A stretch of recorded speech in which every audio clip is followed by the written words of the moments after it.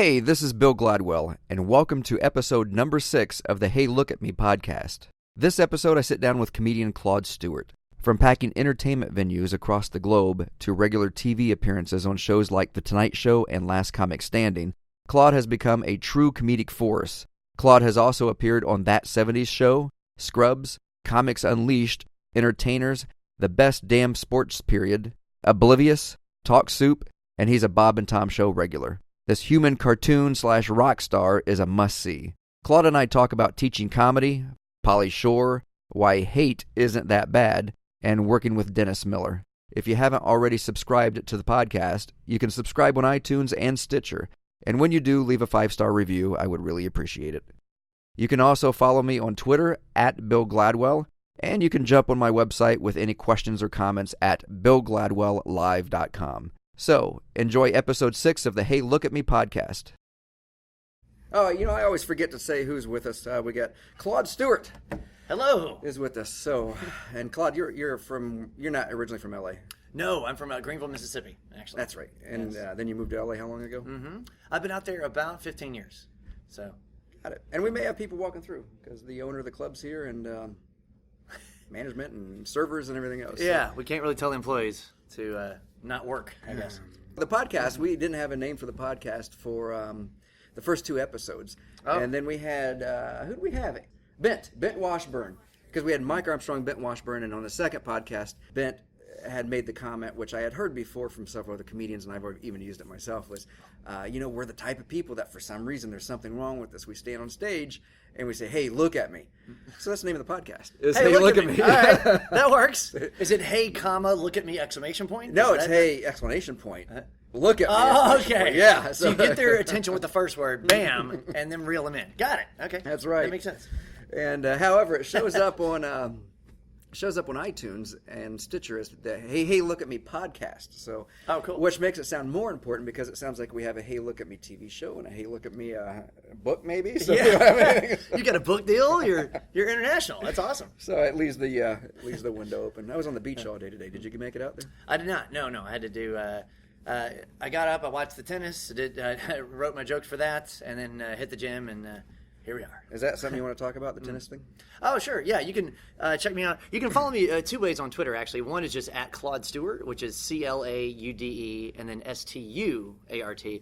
And the other one is Tennis Roasted. So, and I'm a big tennis fan. I do like one-liners, just jokes of the tennis world every day. And right now the French Open's going on, so there's a lot happening. And the owner's girlfriend is over there. Yeah, she's over there. And he hates tennis, so and it works out. So he's here. So, I had heard about that, but I didn't know if it was something that you were advertising yet, or if it was something that you were doing concurrently, like putting it out at the same time. So. Yeah, I'm doing that, but I told you last night I developed a comedy show for the tennis channel because they don't have one yet, and I'm in the midst of trying to persuade them to buy it. So, I don't watch sports a whole lot, but I didn't even know there was a tennis channel. Well, a lot of people don't, and that's part of my sell. I'm like, that's part of your problem. Mm-hmm. I mean, you have everybody knows about the golf channel. Mm-hmm. I think at least everyone like around our age, but people don't know about the tennis channel. So I'm trying to let them know, hey.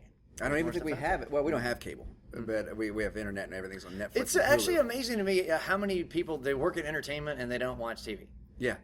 Well, we do watch it, but we just watch everything on Hulu. Yeah. Hulu or Netflix or something like that. It's easier. Yeah, the more, the later things get, the more it's like you don't really need to pay over $100 a month for 37,000 channels. No, it was because we had cable before I moved here to the island, and I think we were paying $125 a month for cable and everything. Here we pay $75. Okay. But it's the highest internet speed that we can get. Oh yeah, and so we can run anything, and it's nice. So that's awesome. Yeah, we have the HBO Go and all that stuff. That's pretty cool. HBO Now, I guess, is what it is. And by the way, I think we're about 4 minutes in, and you've already single-handedly turned this podcast into an infomercial. I know, right?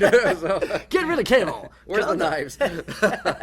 Yeah, the bamboo steamer, the Ginsu knife collection. Yeah, and I hadn't heard of you. I haven't heard of you before we got here and we started sharing the stage together. And you came to the club, and it's so a lot of the comedians I have heard of. So I'm always interested in meeting new ones that I haven't heard of, and I've heard a lot of them from the Bob and Tom show and just specials. Have you had any specials on TV or anything yet? I've done actually my first thing was on Comedy Central, which is pretty cool. But I haven't had an hour special on there. What'd you do in Comedy Central? Well, they did a really cool thing on for the troops. It was just called Comedy USO. Okay. And we did like a USO tour for the troops, and it was a lot of fun. It was like taped live at Camp Pendleton, which is right in San Diego, pretty much. About with no traffic, it's about an hour and a half from Los Angeles, but probably with traffic, it's about 3. Okay. And that's where my wife's from. So that's really cool. I love doing shows for the troops because they don't really get much entertainment, and they really appreciate it when when they get entertainment. How'd they find you? They had auditions, and they always have auditions, but it's just about like how do you get it, And I just knew somebody that was a pretty good manager. We weren't signed, but they got me the audition, and then that was that. Oh, nice. So that was the first thing you did? on TV? like on TV. Well, I did a thing. They used to do their version of Make Me Laugh. That's an old school show, but they redid it. Like in the late '90s and early 2000s. What do we call it? The aughts? I don't know what we're calling that decade. I guess. Yeah, these last 2 decades. I have no idea what the hell we call it, but. I think 2-10. Yeah. Well, what is this for the teens? I don't even know. It's bizarre, but yeah. So Make Me Laugh. They did a thing on the road, and then I happened to be working this comedy club, and it's called Go Bananas. It's in Cincinnati, I was young. I was just the MC at the time, but it was cool. I was kind of like divine intervention. They chose that club, and they're like they taped this once, and they said, all right, these guys know what they're doing, and then we did a Make Me Laugh episode. So, very cool. Yeah, so that was fun. But there's an interesting thing. It's funny that you asked that right now. Like, hey, how many specials are you at or whatever. There's a thing going on in comedy right now. This is just what I've noticed. The guys that are getting on TV more, guys and girls, I should say, are the comedians that are more like the monologists, just like the one-liners. They just stand there and say it, a little more deadpan. And I've noticed that they haven't been using high-energy, physical, crazy comedians as much. Which you fall into. That's definitely me. Yeah, absolutely. If nobody knows who you are, go to the website, but that's what you fall into. Yeah. I always tell people, watching my act live, it's like being stuck inside of a condom. There's a lot of activity, it's unpredictable, and at the end, you're going to need a towel. So that's pretty much Splash zone in the front row. But it's not like Gallagher, though, or Gallagher, too.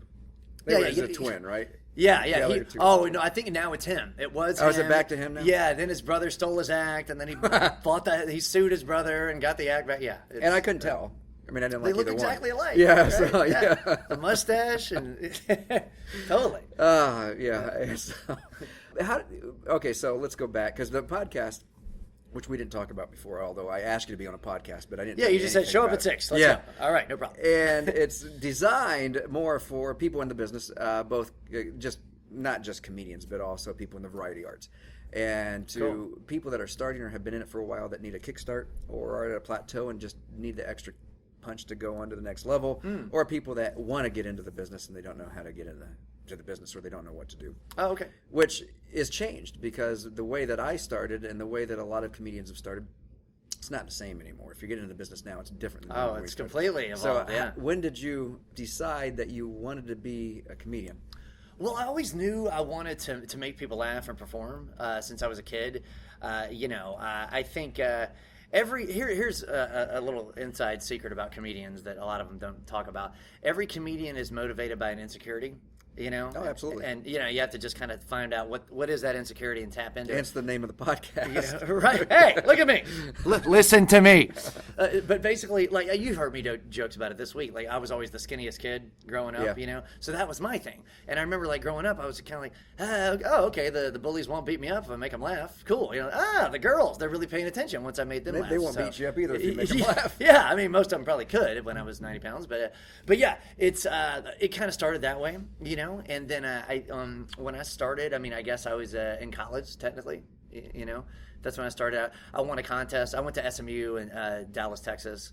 SMU technically stands for Southern Methodist University, but it's it should stand for sex, money, and underwear. There's the Methodist has nothing to do with the time. SMU is about as Methodist as Dr. Dre is a doctor. Well, the Methodists are kind of the accountants of the religions. Isn't that what they do? Yeah. That's what they were.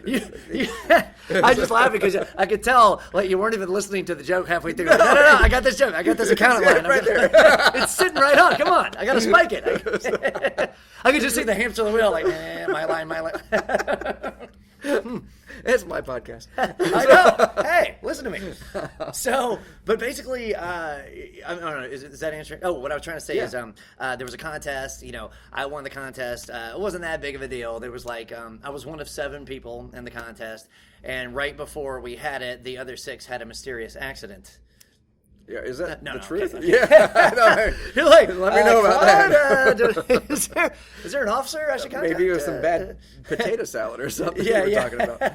But no, it was cool. There was probably about 10 people in the contest, and I was, I probably was the only one that really, my goal was to be a comedian. Yeah, I think the rest of them were really having fun with it, but they thought, hey, it's a contest, let's just do it. Where I was like, all right, I'm going to win this thing, this is what I want to do. And I just started there, and there's a comedian named, what was his name, Mark Brennan? Yeah, Mark Brennan. He calls himself the Chinaman now. He's Asian. I don't think you can get away with that if you're Caucasian. Yeah. So he just told me, he goes, look, I think you won the contest. I think you should start hitting open mics and just seeing, is this something you really want to do? And now, what year are we looking at here? 95, I guess. I was in college. So open mics were real open mics at the time. 7 of your friends didn't have to pay to get in to get you on stage. No, I didn't encounter that until I went to L.A. I don't know if that's nationwide now. It seems to be. It is? Oh, gosh. I mean, it didn't have... Well, when did you go to L.A.? Let's see. Late 90s. So, actually, no. You know what? I took kind of a backwards route. Most comedians, they cultivate their acts in another city, and then they move to L.A. I was doing it a year, and then I moved out. So, late 90s, probably 96, actually.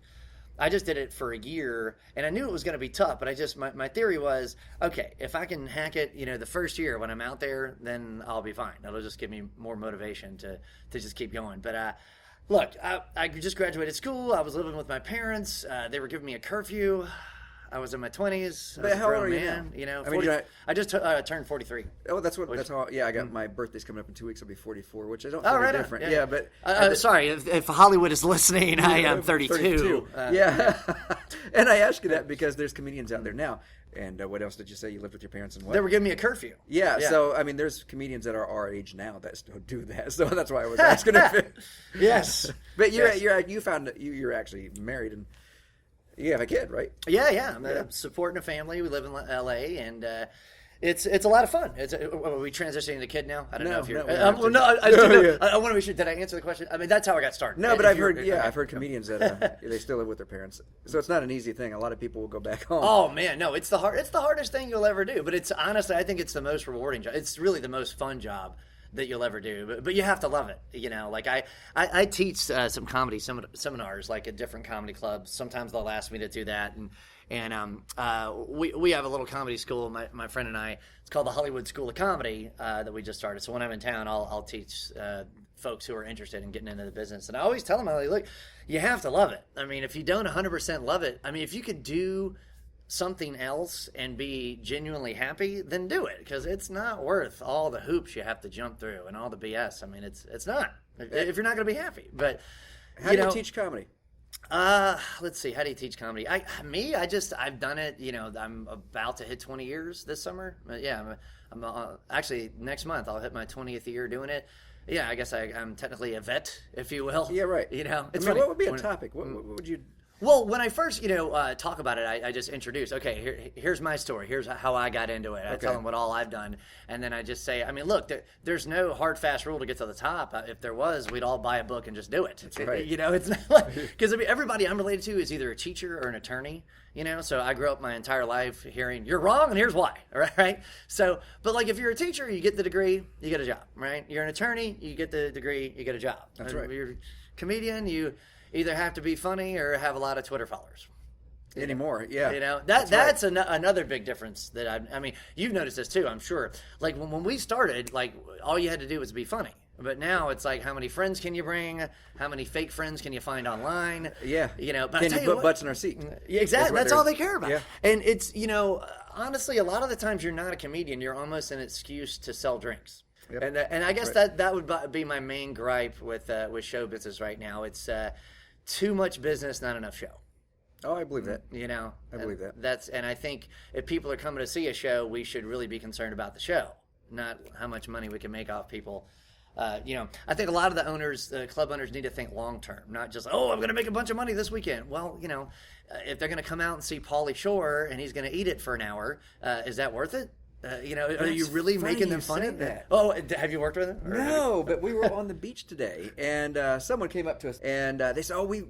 The woman was local. She goes, "We've been to the club before." I said, "Well, we're fairly new, but the club has changed hands and changed names." Mm-hmm. They said, "Well, last time we were there, it was Pauly Shore," is what she said. She goes, and I said, "Really?" And they said, "Yeah, he was awful."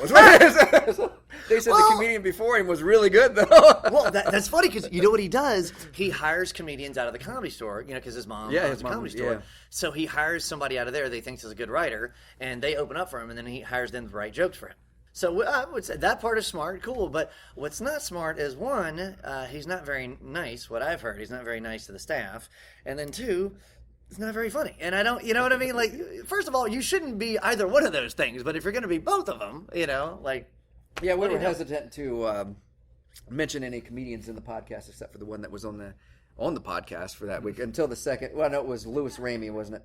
Yeah. We had Louis Ramey on. He goes, "No, just talk about it." That's what he said. So he's great. I love Louis. Because I told the couple that we saw on the beach today the same thing. We went and saw Tom Arnold, expecting a lot because but the opening act he had was a whole lot better than he was, and it happens a lot. I'll tell you why it happens too. Is because I can always tell the comedians who are getting up on stage, 5 times a week, and who's not.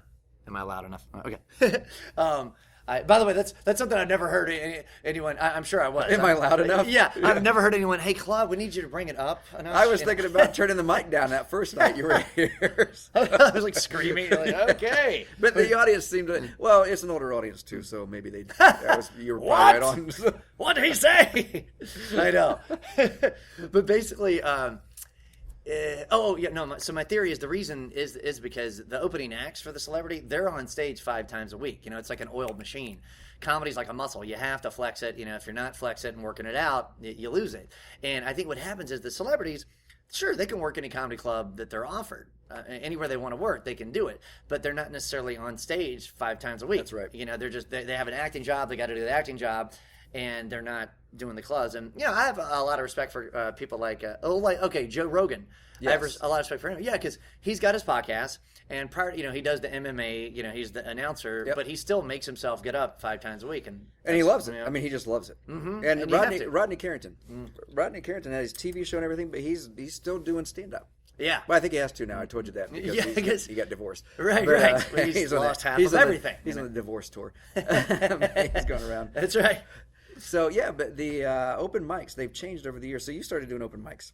Well, let me ask you this. We were talking about the comedy school because I've been to open mics because I just love comedy. And I'm not a stand-up. And I think I've told this on every podcast is I'm a mentalist. And before that, I was a stage comedy hypnotist. So I did a comedy hypnosis show, but it wasn't a stand-up show. Right. This is closer to stand-up than what the hypnosis show is, what I do now. Yeah, because you'll have your jokes in there. Yeah, right? Yeah. So my inspirations have always been others. They've been from stand-ups and not from other mentalists or magicians or hypnotists or anything like that. Because I love comedy clubs. And I've been in Dangerfields in New York when there's been 3 people in there and the comedian was on stage and they made him perform. And so I've been in all kinds of situations of watching to see how they reacted. And I've seen open mic acts and they bring in their 5 to 7 friends, they pay to get in, they get up, and they're horrible.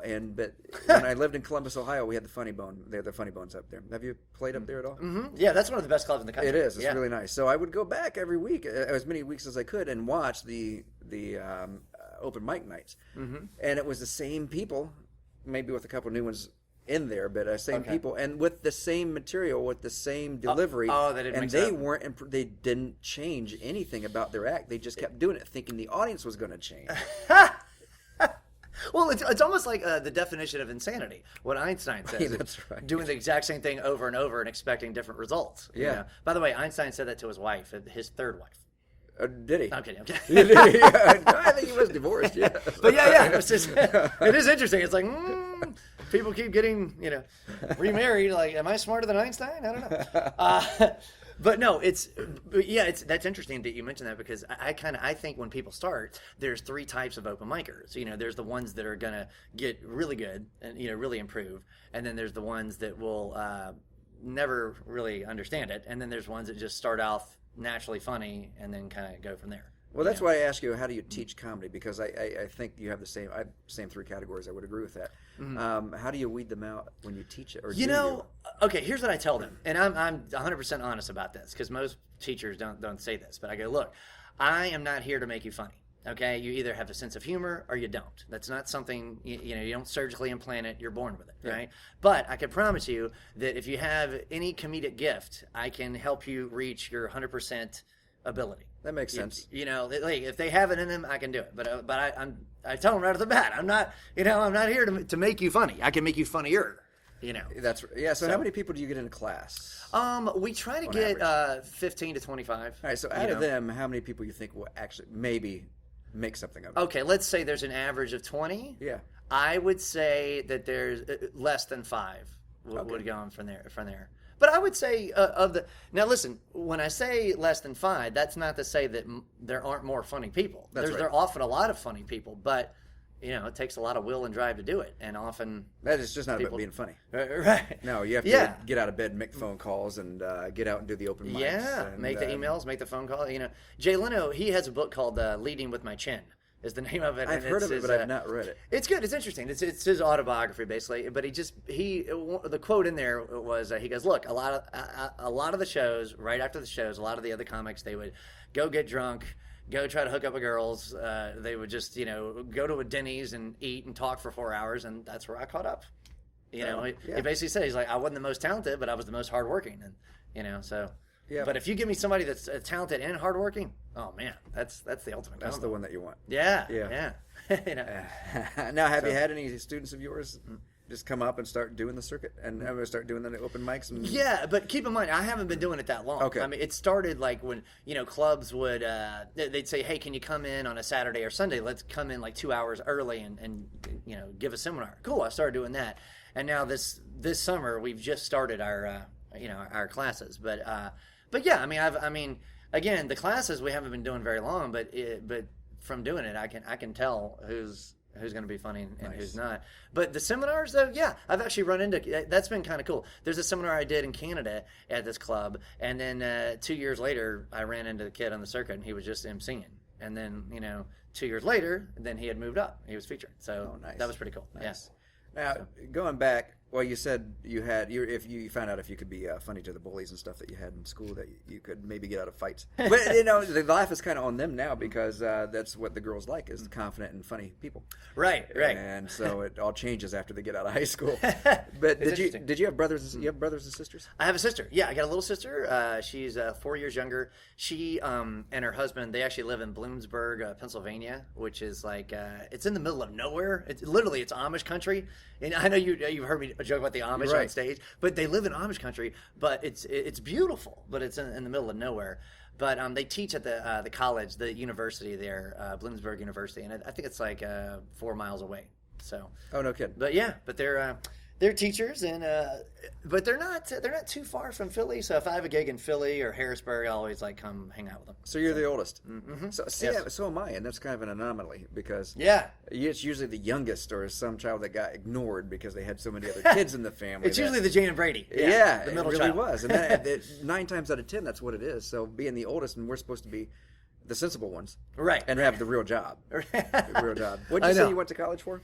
I majored in what was it technically? Because my division was radio TV, so I guess it was what was technically communications. So it was the communications program, but radio TV, which was means my you could do what? I guess talk to people.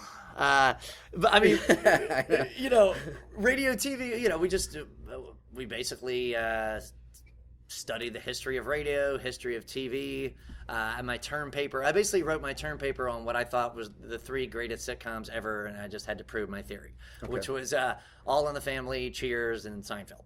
And I still believe that, Yeah, like 20 years later, there's no shows that are better than that, like as far as the writing.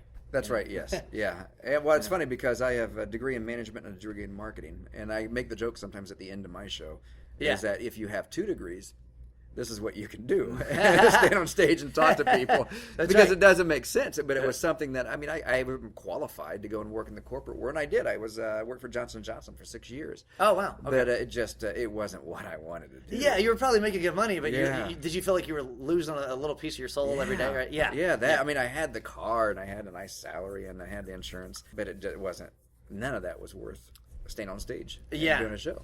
Well, I can tell that you love doing what you do, you know. It's fun time. You have that, like, pizzazz you can't really force. You know what I mean? You're just like, all right, this is my element. Here we go. You know? Yeah, and I don't know if I haven't run into a comedian yet. I've run into some grumpy comedians. But I haven't run into any that just hate what they do, because if you hate what you do, you're not doing it anymore in this profession. I would think. I mean, I have seen some guys that, I mean, they've definitely they've jumped the shark. Like the ship has sailed, but they're still doing it. They're still doing it, yeah. But you can tell that, like, they've got enough TV credits and enough clout in the business, enough credibility. They're still working, but you can just tell the whole time they're like, they're just on autopilot. Like, how many minutes? Okay. Anyway, my wife. You know, they just seem angry. Are they doing it because they want to do it? Do you think, or are they doing it because their PR manager says it?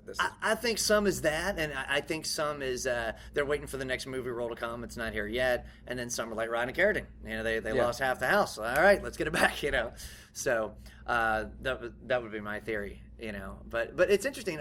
There's a guy named Ralph Harris. Have you ever heard of him? I know who he is. Really funny guy, and his whole he was in what was that? A movie. He's been in a few movies. Yeah, he's movie and TV. I know he's had some specials I've seen. He was in the one with Beyonce, wasn't he? Was he?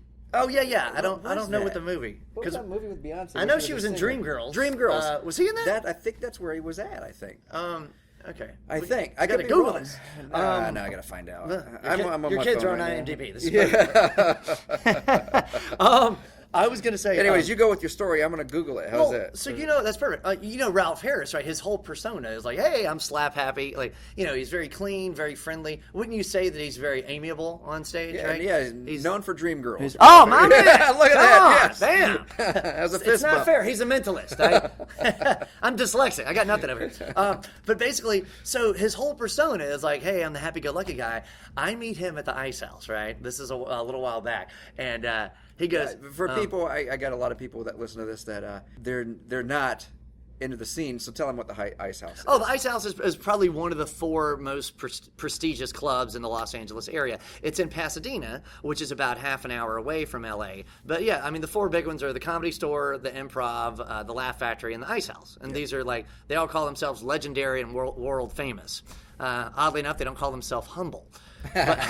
But basically, those are the 4 big ones. So I'm at the Ice House, and I first meet Ralph, and this is probably 12 years ago. And I was like, hey, how you doing, Claude Stuart? He's like, oh, hey, man. He's like, okay, cool. You're a touring comedian. He's like, how long you been doing it? I was like, oh, about 8 years. He goes, oh, you probably still like it, huh? Oh, really? I know. Of all people, for him to say that, But I did think it was a great line. It was kind of like, old pissed off guy. Young, eager guy. Yes. Well, you know what? There is a difference, though. I mean, I would be interested in knowing what he was referring to there, because I do hate the traveling and dealing with some of the club owners and dealing with, if I do corporate work, dealing with some of those people. Sure. But being on stage is what I like. Yeah, that's when you're home. Yes, or the hotels sometimes you have to stay in, which, by the way, your hotel's good here? It's beautiful. Good. Yeah, that part is definitely why you do it. And honestly, it sounds a little cheesy, but the best thing I could hear after the show is some people come up to you and say, you know what, I had a really rough week, but you made me forget about it. Thank you. I needed this. That's right. That's really what drives me to do it. Not like, oh my God, let me buy you a shot. You're awesome. I just want, if I can be an escape, a temporary escape from somebody's problems, then all right. And then you have 92 people in the room, and 91 of them say that, and then the one person that walks by and says, "Oh man, I can't believe you did that. I hated you." Yeah. That's the one that you think about. That's the one you focus. Yeah, you're like, ugh. Why is that guy hate me? But okay, now it's interesting you brought up hate. I have a theory about hatred. Okay, there is a certain amount of passion attached to hating someone. Okay, so if someone hates me, I'm okay with that because I've affected them. You know what I mean? Yes. I've made them put a certain amount of concentration and effort and energy into registering or how they feel about me, right? So, if they just felt apathy, to me, that would be worse. If they're just apathetic. That's right. Yeah, well, love and hate lie the same kind of place in the brain. It's like attraction and repulsion is the same kind of place in the brain.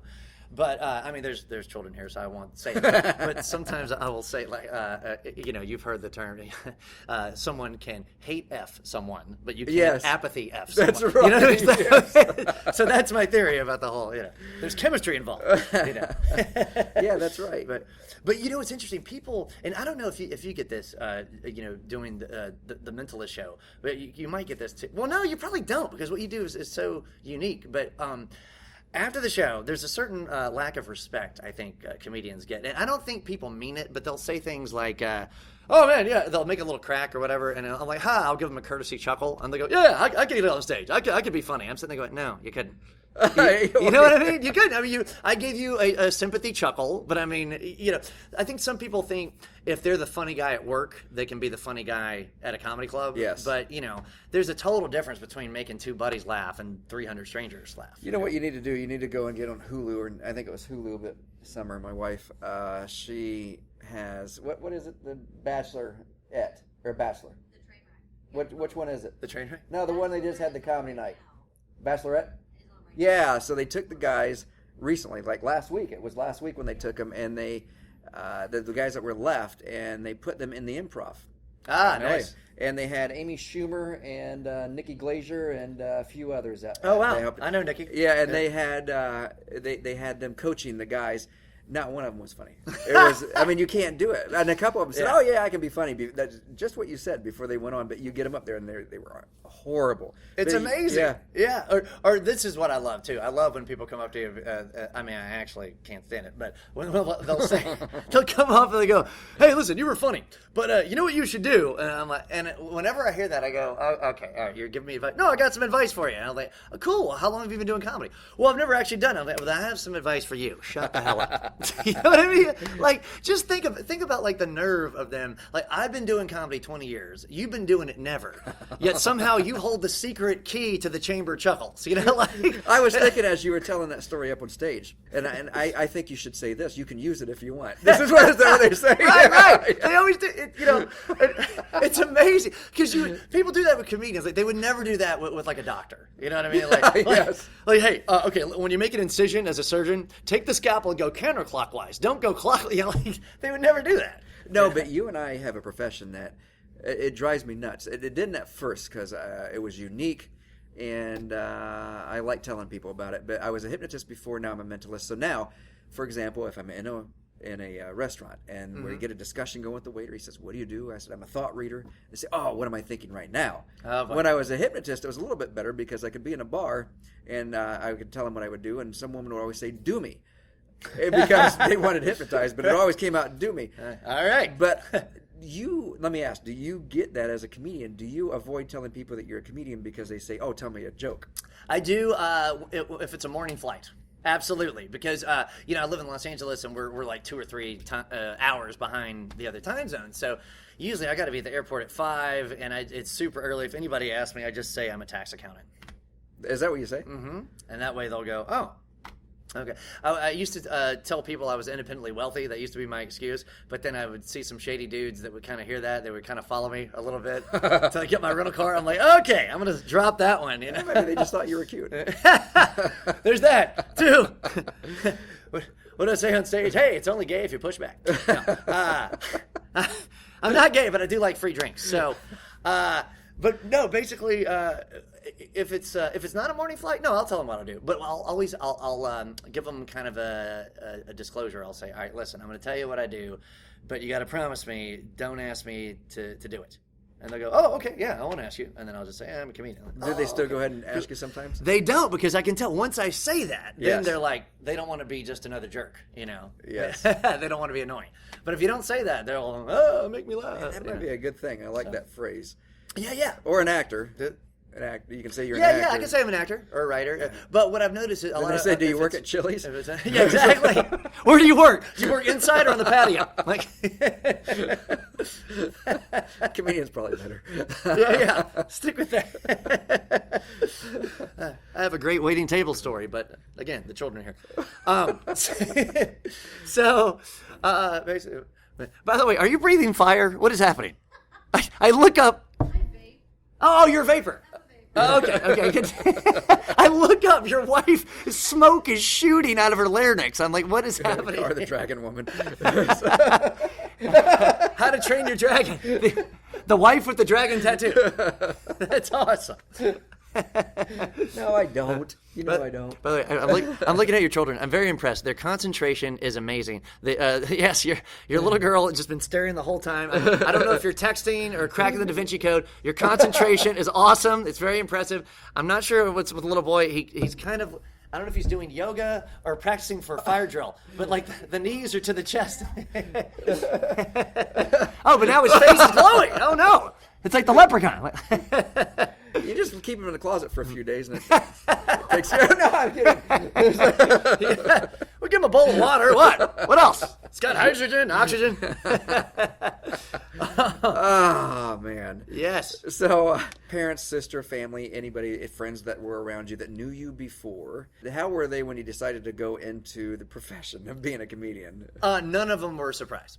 But they were okay with you going into it. Like you said, yeah. You shouldn't be. Well, did they ever give you hints? I guess is what I'm asking. Hey, I found a really good job in the classifieds that I think you might like. Well, yeah, you know what? My parents were they were supportive for the first couple years, maybe like 3 years. I think they were supportive. Then they were like, okay, why do you have 4 part-time jobs? What's this about? Because again, you're dealing with a teacher and an attorney. Yes. And that's all they know, And they would come to my shows. They knew I was funny. I mean, they were, supportive that way for sure. But they basically were like, and look, hey, to their credit, they pay for my school. I don't have college loans because of them, which is great. But once I moved out in LA, it's like, all right, good luck. You're on your own. Let's see what happens, But it was great because honestly, I thought that was really cool. When I moved out to LA, I was just like, okay, what am I going to do? And I didn't have a day off. I had 4 part-time jobs. I worked at Blockbuster Video in the morning. Shows you how old I am. You kids in the back, we had a thing called Blockbuster, not Twit thing. No, but basically they have no idea. He's still practicing for the fire drill. The vapor is breathing smoke again. So you hide under your desk. By the way, vapor sounds so much nicer than vapist. He's a convicted vapist. So basically, but enough about Bill Cosby. Hello. But here's my situation is that, okay, so I worked at Blockbuster in the morning, and right across the street from Blockbuster at night, I worked at this place called the Daily Grill. It was a restaurant, and I was like the maitre d' there. And then, what else did I do? Oh, I had, on Fridays, it was my first little job in the business. Friday, the day of the show, I interned for Dennis Miller Live, his HBO show. Kidding. Yeah, it was really cool. And then Saturday and Sundays, I did market research, where for a couple hours, I would go out in the afternoon, and I would show people like a 30-second trailer to a movie and interview them for 5 minutes. Why'd you like it? Why do you not like it? Blah, blah, blah. Okay. So I never had to. Now, I could have a day off. I would choose certain times where I had it off. Right. But, I mean, it was funny because some people, this is in Brentwood, California, actually home of the O.J. Simpson murders. This is where that happened. So a lot of people, a lot of wealthy people come in and they would see me at Blockbuster, then they would see me at the restaurant, and they go, wait a minute, are you the same guy from across the street? I was like, yes. Do you need a babysitter? Because I'm starving. I need some more money. But what are you doing tonight? We haven't had a night out for a while. Yeah, You want to babysit? We could use a pool boy. Why not? I know. I have more jobs than a Jamaican insomniac. Do you stay in contact with Dennis Miller at all? Well, I mean, I don't, send him emails and stuff, but yeah, every once in a while, it's pretty cool. He'll come to the Comedy Magic Club, I'll come in and I'll kind of remind him who I was because my hair was different back then. But yeah, it's so funny. I was there 3 seasons. I worked there 3 seasons. He never called me Claude. He called me, hey, Blondie, what's up, man? Or, he used to call me Billy Zabka. Do you know who Billy Zabka was? No. You would. I'm going to bring this up. You'll know who he is. He played the preppy blonde jerk from the The Karate Kid. Remember Johnny? Yeah, sweep the leg, body bag, no mercy, right? That guy? Yeah. Because my hair was really, it used to be like his. And that actor, Billy Zabka, he played the same role in every 80s. He did. Right? The comedy. Yeah, he was in Just One of the Guys and Ronnie Dangerfield Back to School. He basically got every role Jane Spader turned down. Yes. You know what I mean? James Spader is a badass, though. Oh, yeah. In Blacklist. He's awesome. He's got that weird voice. Yeah. But no, so my parents were, they were like, I don't know what's going to happen. But I was just like, all right, enough lecture. And then once I started making money and not hitting them up for money, and they were like, oh, okay, you got insurance? Oh, okay, wow. All right. I guess you're making your living. You know? Yeah, Miller kind of went through a transition, I think, on his career, on his style, on his politics. He did. Well, yeah, no, his comedy and. Oh, I think he's kept the same style. You think he's changed? No, he kept the same style, but I don't know if he relies as much on the comedy as he does on his delivery now. It's his voice. He knows that people come to listen to him, and his voice. No, that's interesting. Yeah, he's kind of become a caricature of himself. Yeah, you know, that's what. That would be the best way to describe it. Yeah, I think I would agree with that. You know, politically, he's definitely gone. He was very left, then he was middle, and now he's very right.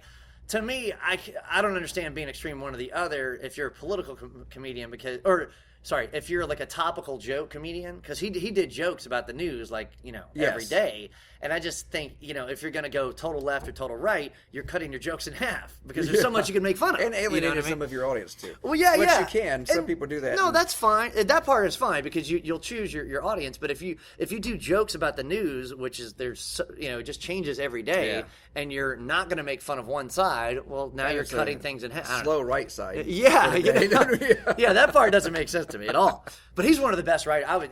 He's one of the top 5 greatest writers of all time, I think, as far as comedy. But it's funny. I didn't know this, but he'd had some stalkers before, and so the first day I met him. Is that how you know when you've made it? When you when you have stalkers, all right, yes. When they start ignoring you, you're like, oh man, I gotta get another movie. This is enough. So basically, the writers told me, they're like, they called me and they're like, hey, we're having a writers meeting. Just come in and drop off the script to us, right? No problem. So I come in, I open the door, and Dennis he's at the head of the table, but his back is to the door, and he's talking to everyone. And he goes, okay, here's what we're going to do, babe. We're going to cold open with a one-liner, then I'm going to do a rant, then we got the guest, and I open the door, and one of the guys looks up like, yeah, what do you need? And I was right behind Dennis, and I guess I said this louder than I meant to, but I go, hey, I came here for the scripts. And he goes, Jesus, who the hell's that guy? And he gets up and walks out of the room. I was like, I'm just doing my job. So all the writers were laughing. They're like, don't worry about it. You're saying you look like a stalker. Yeah, I guess so. I guess I'm a creepy white guy. But yeah, it's cool though because some of the writers I'll run into. Rick Overton was there, and he's awesome. Oh, no kidding. And he's a great guy. And I actually did a roast recently where he was there in the audience, and he was like, "Oh, you're really funny," and he was always really supportive. And so it's cool. I'll run into him at the improv and stuff. Oh, very nice. Yeah. So nobody really dissuaded you. No one said. Not do it. I mean, some people, there were some people I worked with. They were like, "Oh, it's a tough business," blah blah blah, and I was like, "Oh, really? Have you done it? You haven't? Well, I just gave the finger on the air. Not on YouTube. Nobody knew what you just did. Claude, it's like radio. Podcasts are like radio. I have a great hairdo for radio. By the way. That's right. And you got a good. I introduce you each night after I get done with my bit. And you have Scrubs. Scrubs is on there. And I've been on Scrubs, That 70s Show, The Tonight Show. Adam Carolla has a new movie that I'm in. It's called Road Hard instead of Die Hard. Yes. It's actually about a comedian that's trying to get off the road. He's promised like a big TV show, and he's all right. I've got the deal and everything. And at the last minute, the show falls through, and so he's back on the road. And he's trying to figure out, okay, how do I stop traveling so much? So it's funny though. I mean, if you like Adam Carolla, you'll like the movie. Kevin Pollak. He drops more names than Aziz Ansari. Oh my God! But he's got a movie that he's not in, but he produced and edited. And it's more of a documentary type thing on stand-up. And I don't even know what the name of it is. But is it out yet? Or I think it's out in limited theaters right now, and I haven't seen it. I want to check it out. I want to see it. But I heard him on, I think he was on the Bob and Tom show talking about it. Oh, cool. No, he was on Chris Hardwick on the Nerdist podcast. The Nerdist, yes. Okay. Yes, and he's got his game show there. He's got a lot of comedians on there. Yeah. He's Chris. It's funny. I've met him before, and he's a good dude. I've had some drinks with him. He's actually, a lot of people don't know this. He's got a really good singer. Is he really? Yes. Does he do karaoke? Yeah, I was the Brass Monkey. That's like the big karaoke bar in Koreatown, downtown LA. People love it. And he got up and he did "She's Got Away" by Billy Joel and killed it. I was really? Like, who is singing this song? Yeah. I was like, wow. He's talented, I guess. Yeah, somewhere. Damn talented, good-looking people. He's got talk shows about it. He does the follow-up talk show to every TV show that's on now. The Walking Dead, The Talking Dead. Yes. And he does something else too. What else does he do? He does He did something like Talk Soup, but it wasn't him. But he did something like that. But he's got the game show now, and he's all over the place. Yeah. He's no lack of hosting jobs. No, because he started. Well, I don't know if he started there, but he kind of got his name out on MTV. I think is where he. Oh yeah, Singled Out. Yeah, yes, Singled Out. Him and Jenny McCarthy. That's yes. right. And the movie again is what that you and what do you do in the movie? Is it out yet? I'm yes, but it's only in the top 10 cities. I think Okay. at the end of the summer it's going to be nationwide. Okay. Release, but because he crowdfunded it, he totally crowdfunded it from his podcast. Okay. Hint, hint, listeners, send this guy some money. But basically, it's called Road Hard. It's in the theaters. I play a comedian, which is a stretch. I know. Yourself, or do you play? Yeah, pretty much me. Yeah. And they actually had a contest, and they said, all right, we want 2 minutes. Send it a 2-minute bit. And I was like, okay, what is it going to be? You know that bit that I do about where I compare why men cheat to why women love shopping for shoes? Yes. So that's exactly a 2-minute bit, and I thought it was perfect for Adam Carolla because it's borderline misogynistic, but not really, and it's well written, and anyway, so that got me into the movie. Oh, basically. nice. So Nice. it was cool. So we're looking forward to it. Let me ask you this. I always like to know, especially if anybody's asking here, if you had to tell a potential stand-up comedian, somebody that wants to get into the business, the one thing, and mine would be persistent, because if you stick to it. But what would I hate to say it, you read my mind there. That's my job. No, you don't. Well, you know what's funny? There's a comedian, Ron Schock was his name, and he was awesome. He passed away probably 2 years ago. God bless him. But I had seen him on Showtime before, and when I first started my first year, I was doing comedy. I knew he was going to be at this club in Houston. I saw him. I came up to him after the show, and I just said, "Look, do you have any advice?" And he goes, "Yes, persistence, persistence, persistence." Did you notice how many times I said that? And I was like, yeah. He's like, well, that's what I mean. Keep doing it. And yeah, that's, I kind of, I would agree with Ben Affleck when he said he won. Well, he didn't win an Oscar for acting, but when Argo won, he directed Argo, and when that won Movie of the Year, he quoted somebody else, and I got to look up who said it, but I totally 100% agree with this. He said, it's not how many times you get knocked down, it's how many times you get back up. That's right. And that's the key, Just right. don't let things get too frustrating. Just keep doing it. If you know you're funny and this is what you really want to do, you got a career. Sounds like good advice. I know you hit on it at the beginning of the podcast, but if people want to get a hold of you, how can they do that? Oh, yeah. Okay. You can find me at Twitter, which is at Claude Stuart, CLAUDE, and then STUART. Also, Facebook, you can find me there. My website is claudestewart.com. And that's it, my friends. That's it. Well, thanks. That was good. Thanks for having me. I had a good time. Hey, the vapor hung in there, and they're still in the back. They're tweeting right now. They're doing our research. Thank you very much, children. And we got to be on stage in an hour, and that's plenty of time to eat. So Rock and roll. All right, sounds good. Thanks. Thank you.